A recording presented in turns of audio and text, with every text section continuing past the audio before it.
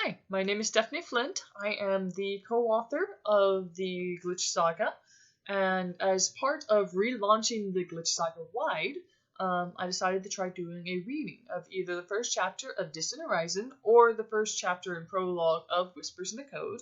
I put it to a vote in the newsletter, and the ultimately came out to being Whispers in the Code, so that's what I'm going to read today. This is the older cover. We did ultimately change the covers to be something just a little more specific to the genre.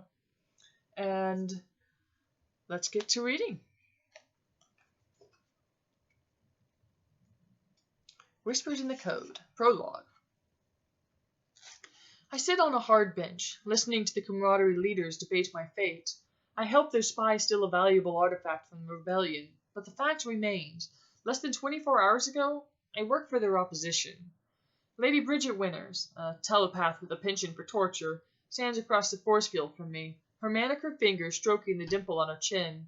Her white hair pools around her shoulders from an elaborate bun, and her face is a gnarly mess of wrinkles. Val, the spy I fell in love with, fidgets beside the old crone. Her frizzy dark brown hair frames her face. Her eyes, lined with a thin layer of eyeliner, are wide with concern. Commander Gerald Rick, the head of the camaraderie, stands behind them in full military regalia, a crisp tan uniform with rows and rows of medals pinned to his chest. His white hair has been groomed perfectly, every strand in its proper place. He clasps his hands behind his back and looks over me, evaluating me as if I was one of his beast, or could become one of his beast. I push myself further back on the bench, as if that might help me hide. Beasts are subhuman monsters, people who are forced to undergo a painful transformation in order to make them more effective servants or soldiers. They lose their memories and their autonomy as part of the transformation, and I prefer to keep my mind intact. Lady Winters cocks her head, hidden wrinkles revealing themselves along her cheeks as she gives me a slow, malicious smile. The boy's powers involve technology and enhanced intelligence. He's the perfect candidate for placement in a hub. I wince. If they put me in a hub, I'll lose my memories, but at least I won't have to go through the beast transformation process. Wait, Val starts, but Lady Winters snarls at her, looking down with obvious disdain. Val quickly glances at the floor to hide her expression. Not that anyone can hide their feelings from a telepath as strong as Lady Winters. The rebels call her Brain Master for a reason. Commander Rick, Val says softly, glancing over her shoulder to him. Tim can be useful to us. You should have seen the improvements he made on the rebels' main computer. He hijacked their anti-gravity craft and managed to split invisibility systems without any training. Think of what he could do in the community. He could make the whole society more efficient. That was my goal. The community is safe, or would be, if the camaraderie wasn't still fighting the OA and several small rebellions. The camaraderie maintains the community, which keeps its citizens safe, secure, and efficient. I'm not the most helpful when it comes to safety, but I can put my programming skills to good use, making everything more efficient. At least, I can when I'm not being held prisoner for collaborating with rebels. Long story. Lady Winters waves her hand dismissively. I have advisors for dealing with the community. What I need are technosite users for my project. Commander Rick clears his throat. Given his aptitude and his loyalty. Loyalty? Lady Winters protests. He hacked INET, joined the rebels, and caused havoc for your tech masters. How is that loyalty? I cringe. She has a point. Granted, I didn't know what was going on at the time, but still. If you look in his mind, my lady, you will see that he is quite loyal. Perhaps the boy could review your personal project and make adjustments. I dare say his mind would be stronger if it is intact. I squirm. Personal project? I'm not sure I want to know what kind of personal project this woman has, and I really don't want her to look into my mind. Lady Winters narrows her eyes, and her gold eyeshadow makes her look older than she already is. Fire bursts through my skull. My brain threatens to peel open, and I gasp for breath. There's fire in my brain. The fire subsides. I cough, feeling like I'm forcing smoke from my lungs. The whole world around me is far too white. Too much light, too much noise. Note to self. Don't think about a telepath's age. Lady Winters harumphs. Fine, so the boy is loyal. But you want me to trust him with my personal project. He is hardly qualified. A smile tugs at the commander's lips. If you're questioning your ability to manage this promising young man, have Benjamin keep an eye on him. I can manage the boy just fine, she retorts. Benjamin is though, well, he's a scientist who focuses on powers and enchanting artifacts, he's also a spirit. He attached his life force to a set of 5 pendants, which is what the camaraderie uses to maintain power.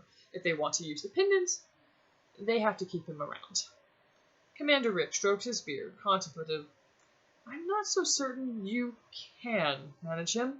It was not long ago that you were bested by 2 young rebels who had yet less than a year's training. This young lady here, he pats Val's shoulder, used guile and wit to retrieve what you lost when you could have made an impressive capture, without allowing anyone from our council to die.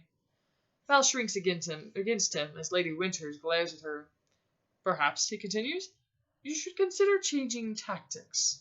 My tactics are just fine. Lady Winters raises her chin, fierce. I let them think I was dead so we could track the pendant to the rebels' location. The commander grunts. Need I remind you that a plant elemental, armed with an electric spear, managed to heavily wound you? You're losing your touch, my dear. The woman bristles. Fine, I'll take the boy. He might do better than the last whelp you sent. She glowers at me. The hairs raise on the back of my neck. My chest feels tight. Lady Winters smirks and waves a large, hulking beast to her side. He almost looks human, save for his cat-like eyes, pointed ears, and his thick, overly prominent forehead. He wears a loose black robe over his barrel-like chest. Knots of muscles bulge in his lengthy arms. Given the latter attributes, he probably had an strength or toughness as a power before his transformation. Take him to my office, she tells the beast. Let's see how well this boy's mind functions under duress. Panic surges in my chest, and I stand abruptly, unsteady since I can't use my arms to balance myself. Being alone with Lady Winters is almost worse than being condemned to beast transformation. What she could do to a person's mind. Wait! Val shrieks, but the commander holds her back. Lady Winters spins and points a finger at Val's nose. Her deep purple robes swirl around her ankles and metallic matching boots. Watch it, girl. I outrank you. I swallow hard. Val's trying, but there's no way she can hold off Lady Winters. The force field goes down and the strength beastie roughly grabs my shoulders. He drags me down the hall. The last I see of Val before we turn the corner is her mouthing, I'm sorry. 2 months later.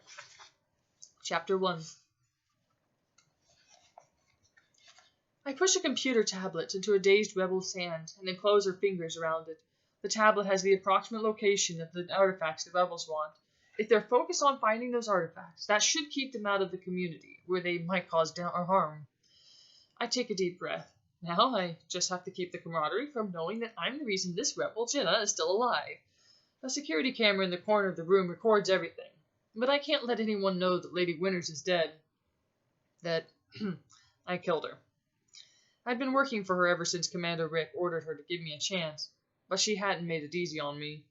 I reached my mind to the camera, using my technosight ability to find the fleeting strands of code, sending messages back to the hub, the base's living command center, until I can picture the code in my mind like a movie. I erase the past few moments, changing what's there to show the rebel in front of me, a former friend of mine, taking the gun and shooting the leader. Once I'm satisfied the video feed sees what I want it to see, I tell the camera to record. A red light winks at me. I turn back to the rebel and swallow hard. Her face is red from screaming, her eyes are bloodshot and unfocused. Lady Winters did this to her. Lady Winters dug into her mind and tortured her. She forced my hand, and despite the fact that Jenna's a rebel, despite the fact that she's working against the camaraderie's intentions of creating a safe, efficient society, I couldn't let the telepath hurt her. She's one of the people in the rebellion who still wants to see the community exist. She believes in the community. She wants it to be safe. She just doesn't like the camaraderie's methods. In a sense, we're alike, and if it wasn't for her getting me out of the community in the first place, I'd be inside Lady Winters' project, not out here with a gun in my hand. You killed Lady Winters, I say for your camera. By pinning the blame on the rebels, I should be able to continue making the community more efficient. I can't do that if the camaraderie decides to execute me for treason. Jenna stares at me, puzzled. But the community is safe. I step away from her and kneel beside Lady Winters' corpse. I'm careful not to look at the holes I put in her skull as I take the emerald pendant, an artifact I helped steal 2 months ago, from under her hair.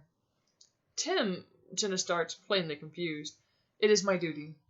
I hook Lady Winters' pendant around my neck. the safest place I can think of at the moment, then find the nearest doors controlled with my mind.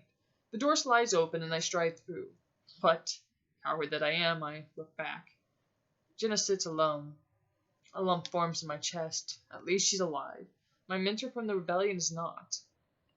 Lady Winters killed him before I could stop her. A door slides open on the opposite wall and Jenna's friend, Lance, enters the room. He sees me standing in the door and his eyes narrow. He runs at me, his sword extended. Traitor? My heart leaps to my throat. I slam the door shut with my mind, but his words echo in my ears. A flurry of urgency flares in the tech around me and I frowned. Now what? I look at the feed of the nearest camera and nearly drop my gun. The rebels, a different group than the one I worked with, are planting bombs. The base's hub is trying to send out warnings with their locations. There's a strong chance that this base is about to suffer heavy damage.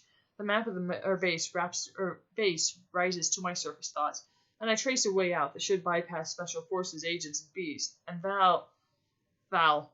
My chest constricts. She could be in danger. I race toward Val's room. She's probably recovering after completing the Camarade's recent project, so I should be able to get to her without anyone stopping me. The Special Forces agents will be too preoccupied with the rebel incursion to worry about what I'm doing. Door after door flies by me, and I hurry around a corner, the emerald pendant slapping my chest as if Lady Winters is snapping at me even in death. Not possible, since she didn't have life spirit powers, which is a requirement for becoming a spirit the way Benjamin did, but the thought makes me shudder. I near the experimental segment of the base, where the Camaraderie was working on Lady Winters' pet project. The hall is eerily silent. I need to see if Val left the area, or if she's still inside. I mentally leak into the security cameras nearest to me. The code tickles my mind, as if it's whispering in my ear. I shrug off the feeling and continue checking the security cameras. Val has to be in the base somewhere. I just hope she's not near the rebels. She can take care of herself in a fight, but a bomb? I can't let her get hurt. A flood of telepathic voices slams into my mind. Voices strain and grab me, nonsensical and desperate. Pain wraps around my brain, a squelching sense of dozens of humans losing their individual clarity, merging as part of a larger single organism. I double over, sick to my stomach, and press my fingers against the cold floor. What in the community is going on? The voices, so many voices. They solidify in my mind, a rushing tidal wave of emotion and fear. Help us!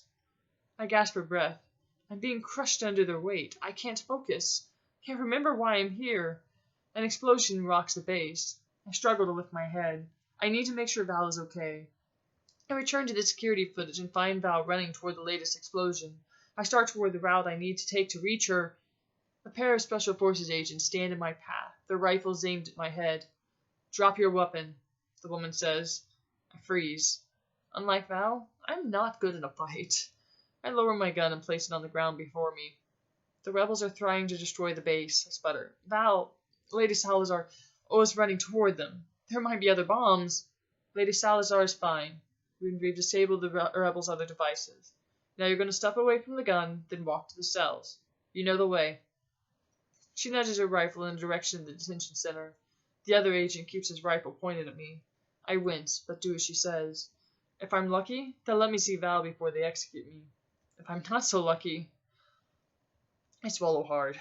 Despite the fact that I'm probably going to be tried as a traitor for killing Lady Winters, I'm better off handing over the pendant and explaining why I killed her than I am trying to escape, especially if Val is okay.